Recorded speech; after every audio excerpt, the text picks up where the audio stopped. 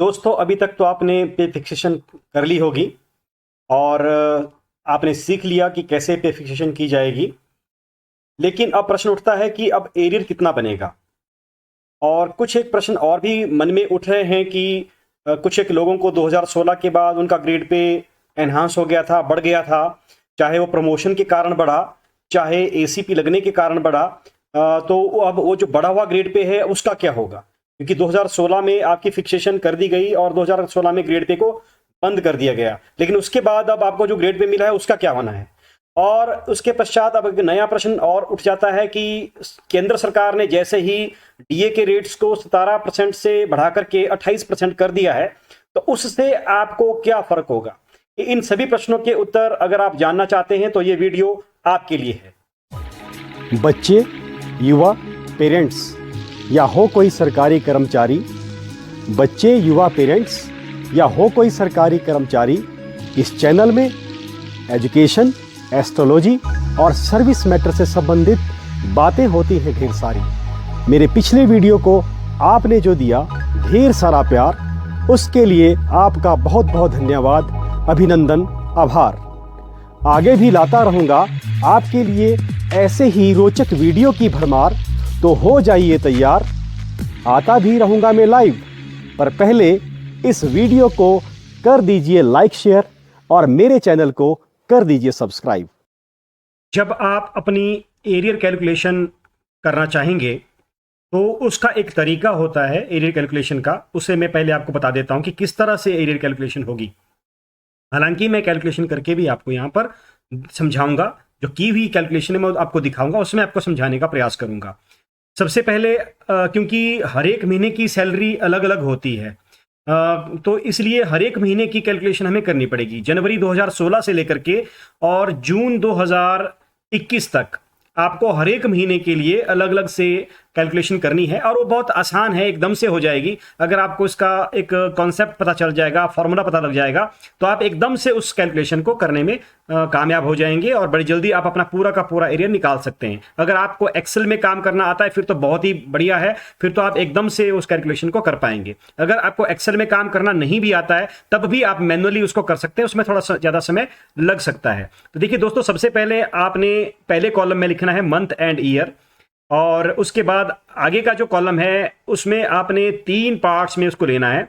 Basic पे, DA rate, DA, ये 3 part, और चौथा इसका टोटल हो गया। ये आपका ड्यू है, मतलब ड्यू का मतलब जो आपको नए पे कमीशन के अंतर्गत मिलना है, जो आपकी नई फिक्सेशन हुई है 1/1/2016 के बाद। तो उस फिक्सेशन में आपको क्या मिलना चाहिए था, क्या डीए रेट था उस समय जिस महीने की हम कैलकुलेशन करेंगे, और कितना आपका टोटल बनता है, ये ड्यू में आएगा। ये ड्यू का सेगमेंट रहेगा जिसमें ये 4 चीजें रहेंगी। वैसे ही एक ड्रॉन स्टेट सेगमेंट रहेगा जब आप एरियर कैलकुलेशन करेंगे। तो ड्रॉन में क्या रहेगा, आपका बेसिक पे आएगा, उसके बाद ग्रेड पे, क्योंकि ड्रॉ तो आपने जो किया है उसमें ग्रेड पे भी आपको मिला है, जबकि ड्यू में ग्रेड पे आपको कोई नहीं है, इसलिए ग्रेड पे का यहाँ पर कॉलम नहीं है। उसके बाद डीए रेट जो आपने ड्रॉ किया है वो अलग अलग हो सकता है, पंजाब में वो अलग हो सकता है, हिमाचल के लिए वो अलग हो सकता है, वो आपको देखना पड़ेगा। List rate, DA rate list आपको मिल जाएगी, वहां से आपको पता लग जाएगा।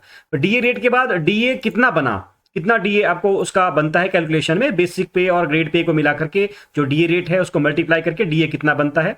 उसके बाद आईआर अगर आपको मिला है, मिला ही है दोनों स्टेट्स में, तो आईआर में आपने उसका रेट लिखना है, पर्टिकुलर मंथ के लिए क्या रेट था वो मैं आपको आगे, अभी आपको सब कुछ समझ आ जाएगा।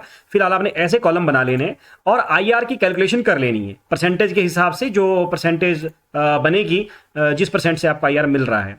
और उसके बाद टोटल आ जाएगा। टोटल में हमने इन सभी को प्लस कर देना है, जमा कर देना है, बेसिक पे, बैंड पे को भी, ग्रेड पे को भी, और डीए का जो अमाउंट बनेगा उसको, और आईआर उसको, और टोटल में वो आ जाएगा। फिर बन जाएगा हमारा एरियर। लास्ट जो कॉलम बनेगा वो बन जाएगा एरियर।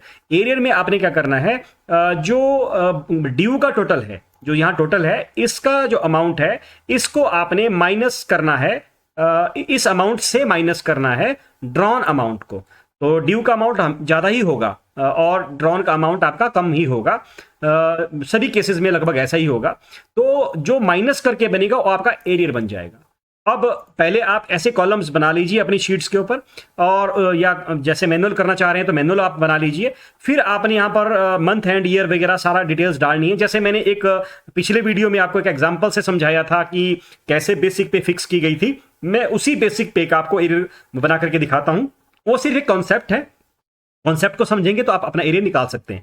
हालांकि ये एरियर निकालने का काम क्लरिकल स्टाफ का है, मिनिस्ट्रियल स्टाफ का, इनका जो क्लर्क्स हैं आपके या सुपरिटेंडेंट हैं या सीनियर असिस्टेंट है, उनका काम है। लेकिन आज की डेट में अवेयर होना बहुत जरूरी है। भले ही वो उनका काम है, वो लोग इसको बड़ी बखूबी निभाएंगे भी, करेंगे भी, क्योंकि वो इसके लिए प्रोफेशनल हैं, एक्सपर्ट हैं। लेकिन आपको नॉलेज होना भी बहुत जरूरी है, आपको सीखना भी बहुत जरूरी है। तो चलिए दोस्तों, मैं आपको बताता हूं कि कैसे हम कैलकुलेशन करेंगे, कैसे ये शीट आएगी। तो जैसे ही मैंने देखिए एक कैलकुलेशन की थी जिसमें जनवरी 2016 में 53,856 रुपए बेसिक पे बनती है ड्यू में, नई जो बेसिक पे बनती है। और डीए रेट उस टाइम 0 था, क्योंकि सेंट्रल गवर्नमेंट का जब नया पे कमीशन मिला तो 0 रेट से शुरू होता है, और डीए का अमाउंट भी 0 हो गया, और टोटल हमारा जो बेसिक पे उतना ही बनता है। लेकिन जो ड्रॉ की गई सैलरी वो 16,070 थी और ग्रेड पे 4200 रुपए था। 127% का डीए उस समय था। जिस एम्प्लॉय की ये स्टेटमेंट है, उस एम्प्लॉय को 127% मिल रहा था, क्योंकि वो हिमाचल प्रदेश से ये एग्जांपल लिया गया था। तो पंजाब में उस टाइम डीए रेट कुछ और भी हो सकता है, तो आप उसको डीए रेट को उस तरह से लिख लें और उसकी कैलकुलेशन निकाल लें। और आईआर का जो रेट उस समय हिमाचल में उस समय था वो 8% था, और आईआर जो है 1622 रुपए उसका बनता है परसेंटेज के हिसाब से। टोटल बन जाता है 47,635 रुपए। तो अब एरियर क्या हो जाएगा, ये जो ये टोटल है इसको माइनस कर देंगे जो हमारा ड्यू हमारा अमाउंट है उससे। तो जैसे 6221 रुपए का यहां पर एरियर बन रहा है जनवरी 2016 के लिए।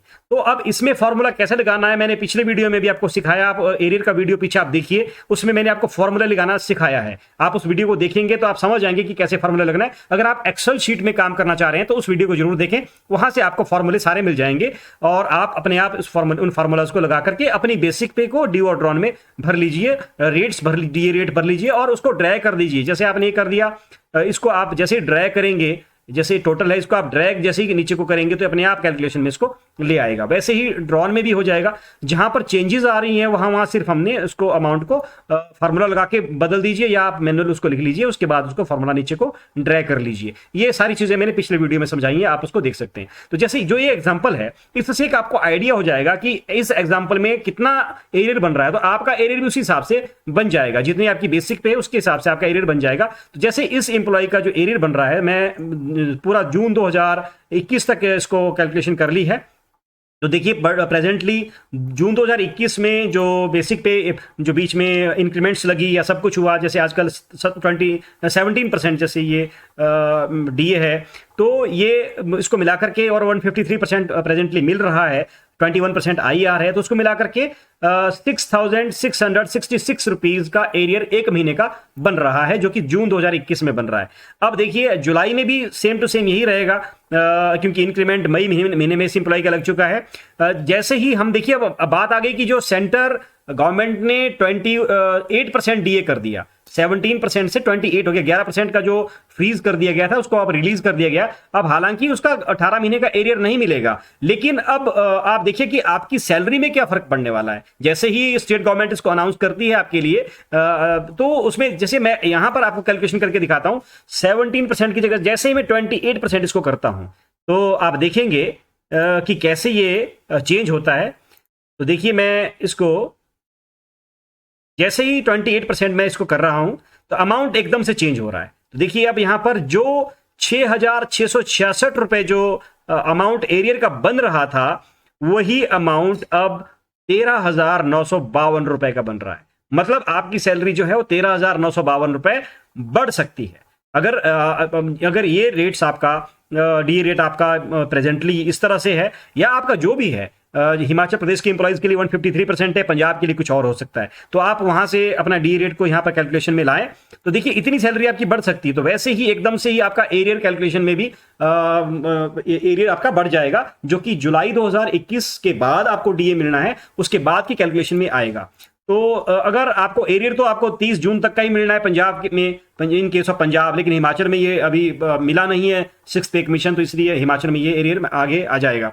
तो इन केस ऑफ पंजाब क्या हो जाएगा कि आपका ये जो डीए रेट बढ़ने से आपकी सैलरी में फायदा हो जाएगा, आपकी सैलरी बढ़ जाएगी। जैसे आप देखेंगे यहां पर 77,496 जहां पर इस एम्प्लॉय की सैलरी ड्यू में बन रही है, वहीं ड्रॉन ड्यू में सैलरी जो आगे डीए रेट बढ़ने के बाद बढ़ेगी वो 84,782 बन जाएगी। तो देखिए 11% जो डीए है वो काफी ज्यादा होता है जब आपकी बेसिक 66,000 रुपीज हो गई हो। तो देखिए 7,000 रुपए के आसपास सैलरी एक महीने की बढ़ रही है जैसे ही डीए रेट जो है आगे हम बढ़ा हुआ एनहांस डीए रेट जो आपको मिलता है उसके साथ। तो दोस्तों इससे आपको काफी ज्यादा बेनिफिट होने वाला है। जो आपको एक प्रॉब्लम आ रही थी, एक लॉकडाउन के पीरियड में खर्चे भी बढ़ गए थे और बहुत सारी प्रॉब्लम्स आ रही थी, वो सारी प्रॉब्लम्स अब आपकी दूर होने वाली है क्योंकि सैलरी अब आपको बढ़ी हुई जल्दी ही मिलने वाली है। अब आगे बढ़ते हैं। अब आगे अगला प्रश्न है कि जो आपको ग्रेड पे मिला, कई लोगों के मुझे फोन आया कि जी हमारा ग्रेड पे तो बढ़ गया प्रमोशन के बाद, तो उसका क्या होगा, उससे हमें क्या फायदा होगा। देखिए दोस्तों, ग्रेड पे 1 जनवरी 2016 को खत्म हो चुका है। तो जो आपको एसीपी लगी है या आपको जो प्रमोशन आपकी हुई है, तो वो आपको इंक्रीमेंट यहां पर बेसिक पे में ड्यू में बढ़ जाएगा, ड्यू में आपका अमाउंट बढ़ जाएगा। जैसे यहां पर 2016 में मई 2016 में यहां पर इंक्रीमेंट लगी है, 2 इंक्रीमेंट यहां पर लगी है क्योंकि एक प्रमोशन की इंक्रीमेंट लगी है यहां पर इस एग्जांपल में, और दूसरी यहां पर इंक्रीमेंट लगी है जो एनुअल इंक्रीमेंट है। तो जैसे यहां पर आपका अमाउंट वो बढ़ जाएगा, बेसिक पे में वो अमाउंट बढ़ जाएगा इंक्रीमेंट के साथ। जो ड्रॉन स्टेटमेंट है, तो ड्रॉन में भी आपका यहां पर ग्रेड पे बढ़ गया होगा, तो यहां पर वो चीज आ जाएगी। जैसे 4200 रुपए है किसी का ग्रेड पे, यहां पर 5000 हो जाता है, तो फॉर एग्जांपल 5000 हो जाता है, तो फिर आपको यहां पर 5000 लिखना है क्योंकि वो आपने ड्रॉ कर लिया है। तो वैसे ही आपका फिर जो एरियर है वो कम बन जाएगा। जैसे यहां पर कम या ज्यादा जो हो गया, इसमें ही वो एडजस्टमेंट इसकी होगी, कैलकुलेशन में यहां पर ही वो आने वाला है। जो आपको ग्रेड पे बढ़ा हुआ मिला है वो सिर्फ और सिर्फ एरियर कैलकुलेशन में ही काम आएगा, बाकी वो अमाउंट आपने ले लिया हुआ है। क्योंकि 1 जनवरी 2016 के बाद आपको ग्रेड पे का कॉन्सेप्ट कोई कॉन्सेप्ट नहीं है और खत्म हो चुका है कॉन्सेप्ट। इसलिए ग्रेड पे जो आपका बढ़ा हुआ है उसके बारे में ज्यादा चिंता ना करें, वो सिर्फ एरियर कैलकुलेशन में ही काम आएगा। बाकी जितनी भी उसका जो बढ़ने का बेनिफिट आपको ग्रेड पे का मिला है वो सिर्फ और सिर्फ आपको यहां पर इंक्रीमेंट में मिलेगा, जो कि ड्यू स्टेटमेंट में आएगा। ड्यू स्टेटमेंट में ही आपको इंक्रीमेंट में वो चीज मिलेगी। तो इस तरह से ये डी रेट्स आप लगा लें, और जो ड्रॉन स्टेटमेंट के जो आपको डी रेट्स हैं उनको लगा लें। इस तरह से पिछले वीडियो से आप फार्मूला सीख लेंगे कैसे एक्सेल शीट में लगता है, तो एकदम से आप अपने एरियर की कैलकुलेशन कर पाएंगे। और जो जिनकी बेसिक पे लगभग इस तरह की बन रही है, उनका एरियर लगभग 3-3.5 लाख रुपए के आसपास बनेगा। दोस्तों, आप सभी का एरियर माने आपकी जो छोटे से छोटा कर्मचारी है उसका एरियर भी काफी बनेगा, 1-1.5 लाख से ऊपर ही बनेगा। और जो जितनी बड़ी पोस्ट पे होगा या जिसको जितनी ज्यादा बेनिफिट्स मिलेंगे उसका एरियर उतना ज्यादा होगा। दूसरी बात, जो लोग 2016 के बाद रिटायर हुए हैं, जैसे 2018 में कोई रिटायर हुआ है, तो 2 साल का उसका सैलरी एरियर भी बनेगा, और 2018 से आज तक का उसका पेंशन का एरियर भी बनेगा। और साथ में डीसीआरजी जो है, जो ग्रेजुटी है, वो भी उनको रिवाइज करके वो ले सकते हैं। तो इस तरह से बहुत सारे बेनिफिट आपको नए पे स्केल में मिलेंगे। बहुत सारे लोग इसमें भ्रमित कर रहे हैं, अफवाह फैला रहे हैं कि इसमें नुकसान हो रहा है। नुकसान नहीं हो रहा है। हाँ, नुकसान ये हो रहा है कि जो फैक्टर आपको लगना चाहिए था वो सरकार ने थोड़ा कम दिया है, वो नुकसान है, वो एक अलग इशू है, वो यहाँ पर डिस्कशन का टॉपिक नहीं है। लेकिन जो दिया है उसमें भी कोई नुकसान नहीं है, उसमें भी आपको बहुत फायदा है। और इससे ज्यादा अगर सरकार मानती है, पंजाब गवर्नमेंट किसी जो डिमांड्स हैं एम्प्लॉइज की, जो कमेटियां बनी हुई हैं, अगर उनकी डिमांड्स को मानती हैं, तो ये फायदा आपको बढ़ के मिलेगा। कम से कम इतना तो आपको मिल ही रहा है। तो दोस्तों, ये था आज के वीडियो में। अगर आपको मेरा वीडियो पसंद आया तो इसके लाइक करें और चैनल को सब्सक्राइब जरूर कर लें। बहुत से लोगों के कमेंट्स आए कि मेडिकल रिम्बर्समेंट के ऊपर जो पार्ट 1 पब्लिश हुआ है, उसके बाद मेडिकल रिम्बर्समेंट के ऊपर जो अगला पार्ट है पार्ट 2, उसे भी जल्दी से जल्दी अपलोड कर दिया जाए। दोस्तों, मैं आपको बताना चाहूँगा कि जल्दी ही आपको मेडिकल रिम्बर्समेंट के जितने भी पार्ट्स हैं वो सीरीज़ में आपको ज़रूर मिलेंगे। अत्यधिक व्यस्तता के कारण मैं ये वीडियो अपलोड नहीं कर पाया, लेकिन जल्दी ही आपको ये वीडियो अब यूट्यूब पे मिलने वाले हैं, इस पूरी सीरीज़ में मेडिकल रिम्बर्समेंट की, जिसमें आप मेडिकल रिम्बर्समेंट से संबंधित सारे प्रश्नों के उत्तर आपको मिलेंगे। लेकिन उससे पहले आप जो मेडिकल रिम्बर्समेंट का पार्ट 1 है उसे आप जरूर देखें, जिसमें आपको एक बेसिक नॉलेज मेडिकल रिम्बर्समेंट के बारे में हो जाएगा।